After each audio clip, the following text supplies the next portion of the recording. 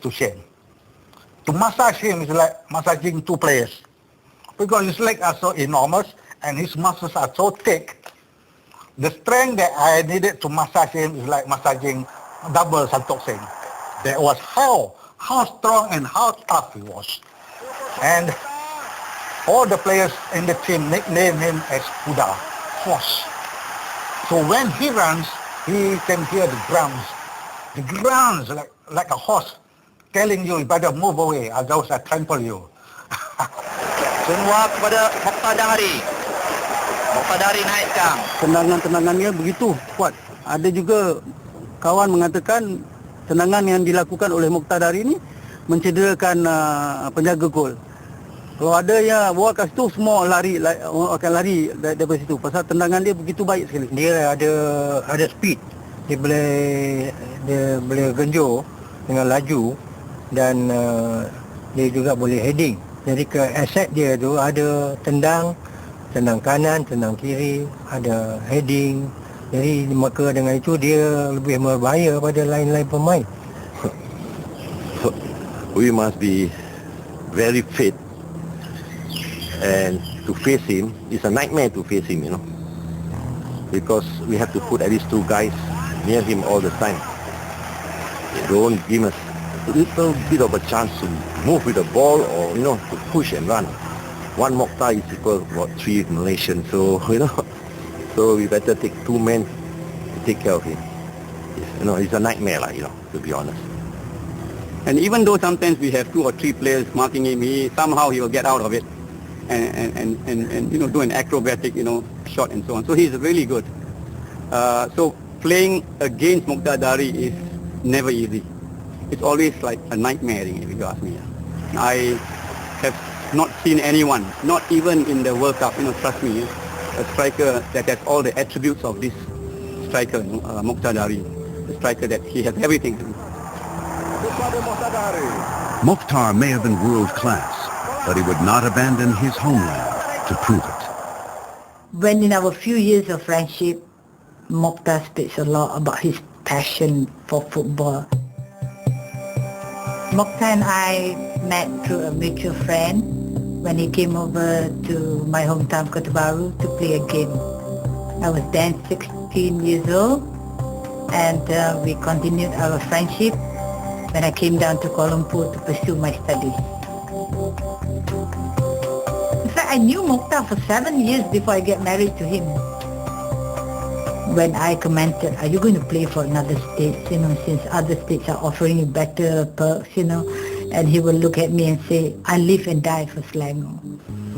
I feel that he's a truly Selangorian, Money is not the driving factor, Mokhtar works in the bank. He's not a professional player where full-time football is his job. So he goes to work every morning and then knock off in the evening, goes for training. And he gets an allowance. I think those days maybe about 50 ringgit a day for training. And then matches, when there is a match at the weekend, he normally will get about $400 match allowance. And if he wins, he'll get maybe another 200-300 ringgit. So a month he might be able to make around 2,000-3,000 ringgit playing football. But if he's today playing in a semi-professional league, he probably will be the top earner, maybe with a monthly income of 20,000, playing full-time football. It's not about money, Mokhtar, he never asked me when I was manager for more money, In fact, he says, football is my blood and soul, I will live and die with football. He used to joke with me, Such was the star's passion for the game. Mokhtar put the game ahead of his own health. They give their all. They give their everything. They don't even mind breaking a leg or breaking a hand for Malaysia to win a football match.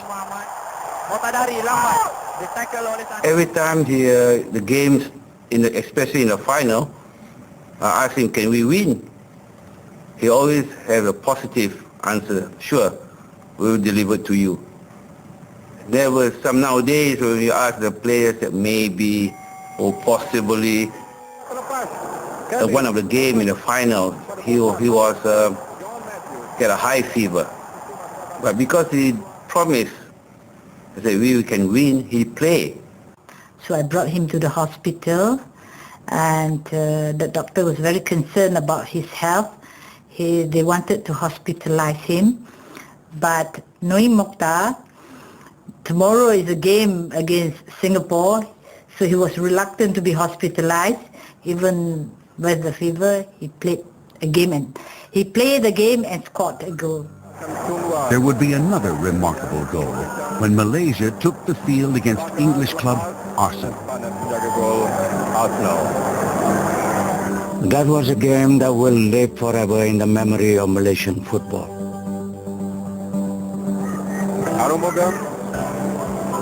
Pada Isa, ke belakang kepada Mokhtar Dahari. Mokhtar dihalang oleh Mancini. Pada Isa, balik kepada Mokhtar. Sekarang Mokhtar, gol! An amateur team, the Malaysian national team, played against one of the giants of English football, the very professional Arsenal. And the amateurs won.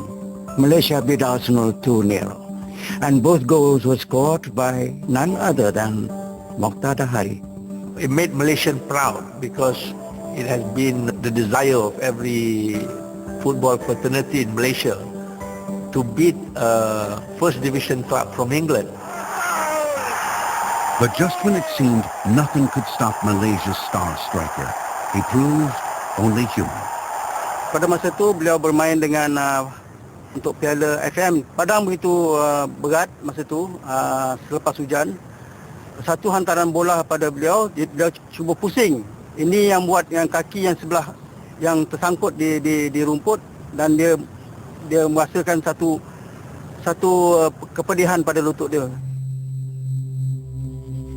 The injury damaged the cushion of cartilage known as the meniscus in Mokhtar's knee, requiring surgery to remove damaged tissue. But when he came back with a vengeance, scoring 5 goals in the Southeast Asia Games semi-finals against East Asian superpower Burma. Merdeka Stadium resounded to cries of Super-mokh. That name became permanent when the team clashed with star-studded European professionals England B. In that game, Malaysia was trailing in the first half. Mokhtar picked the ball somewhere in our half and raced through and let go a strike, I think almost 25-30 yards away from the goal. Mokhtar went past 3 England defenders as if they weren't there, and then took a big swipe with his fabled right foot. The ball swerved in midair and beat Joe Corrigan in the England goal. All ends up. He unleashed a fantastic shot which went past the goalkeeper Joe Corrigan and went into goal. Keputusannya pada masa itu ialah draw. Kita sebagai amateur setanding dengan pemain-pemain profesional di England masa itu. Ini satu kejayaan pada pasukan Malaysia masa itu. Ini satu kejayaan pada kita semua. In 1979, at the peak of his success, the man they called Super-mokh finally wedded the love of his life. Well, at first, my family objected to our friendship, but somehow rather, Mokhtar is a gentleman. He will approach my mother, my brothers, so sort of to portray that he's a very responsible and caring person that I guess good enough to marry your daughter. That same year, Malaysia won its 2nd consecutive soccer gold medal in the SEA Games. Mokhtar he's special, He is, even the players are his fan, He has that respect and comradeship, But the football superstar's meteoric path was about to take a series of twists that would leave the nation gasping in disbelief.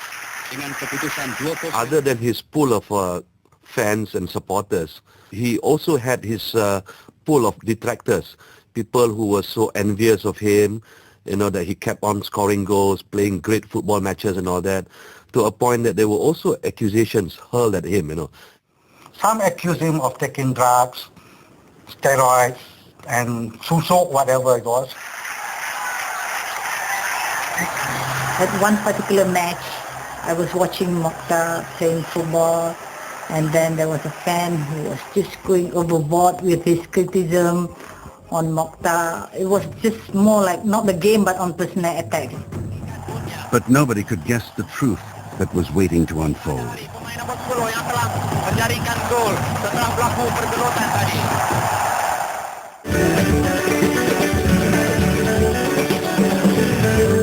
Anda masih menonton ciri khas A Nation Rises Malaysia di saluran National Geographic bersama saya, Wan Zaliha. Pasukan kebangsaan amat digeruni pihak lawan apabila Super-mokh bermain. Tetapi walaupun dia raja di stadium, Mokhtar Dahari tidak terlepas dari tumpuan pengadil ketika di atas padang. For 10 years, Mokhtar Dahari reigned as the superstar of Asian football. But dark clouds were gathering over his glittering career. Only now is the truth of the superstar's final years able to be revealed. With the success and worship came suspicion and pressure. And this is the sad thing. When a person of that caliber has that kind of strength, many of these ugly Malaysians, I would say, they doubted him. They accused him of involving in drugs, or maybe among the Malays they call it susok. Those are the supernatural things that will make a person that strong, that fit, and that fast. As a striker, he was expected to be scoring regularly, but he was going through a hard time, as in most footballers, they would be off form at times. He was being booed at each time he got the ball. Pasukan lawan memang dah tahu kekuatan Mokhtar. Jadi seorang tu akan ikut dia. Rasa-rasa tak boleh, dia tambah lagi satu. Untuk dua orang kawal dia. Jadi mulalah pembina pun boleh cakap lah pasal Mokhtar ni. Ini main tak bagus ke apa, kenapa dia. Dia patut bola tu, dia patut dengan larian, dia patut dengan tenangan, dia patut masuk macam mana. Dia tenang dah tak kuat ni. Jadi orang tak tahu masalah kecederaan yang dia ambil dia dan latihan. But not known to too many people, Mokhtar was actually suffering. He had his meniscus removed from both his knees, and he told me one day that at the end of every match and at the end of every training session, he had to dip both his knees in a basin of warm water, filled with salt, and he would spend maybe an hour or so, just to ease himself of the discomfort in the knees. In fact, he cried, one night, I think Selangor lost in the semi-final. He says he felt sorry for the fans. They were watching the game even though it rains heavily. So he felt that he has disappointed his fans. Dijaringkan dalam minit ke-69 separuh masa kedua.